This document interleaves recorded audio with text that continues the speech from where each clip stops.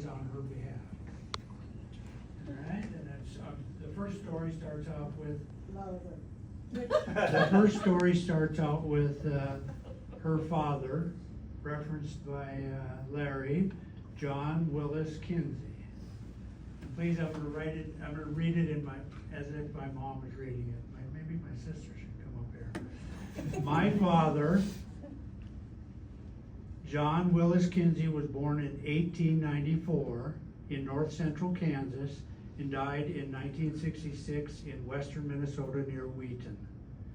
He custom combined winter wheat for farmers who didn't have their own combines from Oklahoma up through North Dakota every summer for more than 30 years. He was also an auctioneer for 35 years. Colonel J.W. Kinzie had the perfect personality for this profession. He was funny, had the gift of gab, and loved to joke. He also loved to travel to visit relatives. There were many times over the years that my grandmother would, I'm going to mess it up here. My mother would wake me up early. This is not me, this is my mother speaking. There were many times over the years that my mother would wake me up early saying, "Get up and get your glad rags on and pack a suitcase. Dad wants to drive to Iowa to visit Aunt Alice and Aunt Susie, to Kansas to visit Aunt Ruth, or to Illinois to visit Uncle Glenn or his brother-in-law George and sister Sarah." Naturally, the biannual Kinzie Reunion was something he looked forward to. He would pull into the reunion campground, honking the horn, announcing his arrival. All right, I have more stories. All right, combining. When my mother turned 12, she was considered old enough to go with her parents, brothers, and the hired hands on our yearly trek from Oklahoma to North Dakota with trucks, trailers, 3 or 4 combines, and all the other equipment used for custom combining. A trailer house served as a home for the family and a cookhouse for the crew. A large shed on a flatbed trailer was made into a bunkhouse for the men who worked with the family. The winter wheat ripened in Oklahoma before the end of May, which required my mother's brother and her being excused from the end of year testing in school. In fact, she never took any of those tests throughout junior high school and senior high school. Our teacher said it was all right because we would learn more traveling and working than we would the last few weeks of the school year.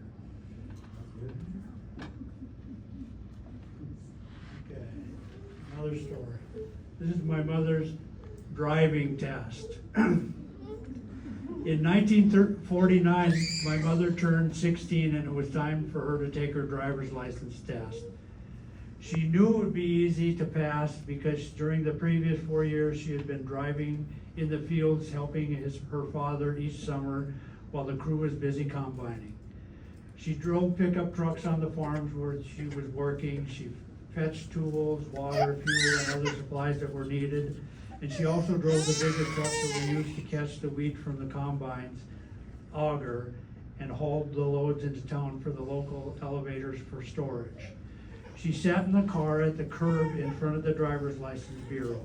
The man who would conduct the test came out, got in the passenger seat, and the test began.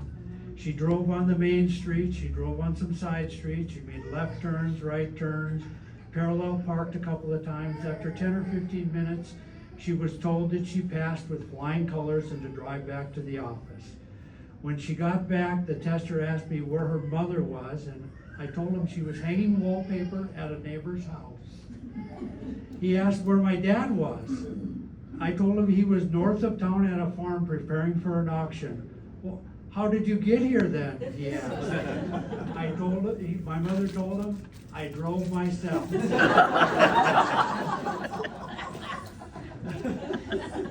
right. I got more. All right. this one is titled, I Can Do It. All right? When my mother was 17, one morning she was driving a load of winter wheat to the elevator. She pulled into the elevator's driveway and got in line to dump the wheat. When it was her turn, she pulled forward. A man walked towards her truck and said something to her. She didn't hear him quite, so she rolled down the window and he said, "Out of the truck, Missy." I told him I was fine, but he stepped forward and opened the driver's door and grabbed her arm and repeated, "Out of the truck." I pulled my arm away, closed the door and said, "I can do it myself." I rolled up the window, drove forward and dumped the grain. Yeah.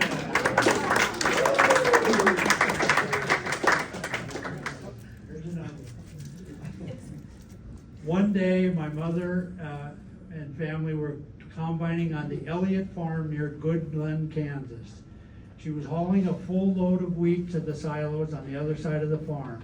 To get out of the field, she had to drive through a ditch, up over railroad tracks, down through another ditch to get up to the road. Her nephew, Dennis, was working with them that summer, and he was in the truck with her. She eased the truck down the ditch and up the side of the railroad bed. She drove slowly so she wouldn't spill any of the grain. Just as the truck straddled the tracks, the engine died. She looked to the right, the tracks were cleared. She looked to the left, a train was coming. And it was so close that she could see the lights sweeping back and forth. And she turned the key, cranked to the engine. Finally it caught, and she drove off the tracks and down the ditch beside the road just as the train roared past. Mr. Elliott met us at the silos and said, "I watched in horror from the porch. I can't believe you got the truck off the tracks in time." Okay, I have one more.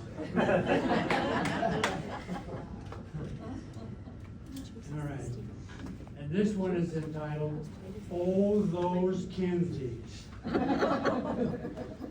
All right, Saturday night during one of the Kinzie reunions held at Mary Dell Campground, my mother's sister Wilma, her sister-in-law Joyce, Uncle Galen, and his son Larry were going into town to get ice cream. As they were leaving the parking lot, they saw Aunt Alice coming out of the wash house in her nightgown and robe. Alice asked, where were they going? Into town for ice cream, they said. "Bring me back a chocolate malted milk." They all said, "No, if you want ice cream, you have to come along." Joyce opened the door and pulled Aunt Alice into the front seat, and they all drove to Abilene. They saw a bowling alley with a restaurant inside, so they all went in. After we got our ice cream, Galen and his son suggested that they bowl a few lines. All agreed that would be fun. Wilma and her sister and my mother won the evening with many strikes and spares. They drove back to the camp and everybody went to bed. The next morning, Uncle Galen showed up to the dining room for breakfast wearing a raincoat. Why? He walked up to the front and said, "I have a few things to say, and it pains me to say them. There are a few of my relatives that I, frankly, am not proud of. In fact, I am darn right ashamed of them.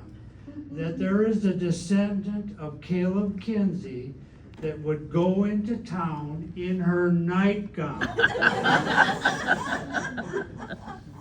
And that there would be other descendants who would be so prideful of winning a game that they would spend every Wednesday night during the 2 years since our last reunion practicing bowling so they would win, and win so decisively that they were able to beat the pants off us. At that point, he opened his raincoat and he was wearing only a swimming suit.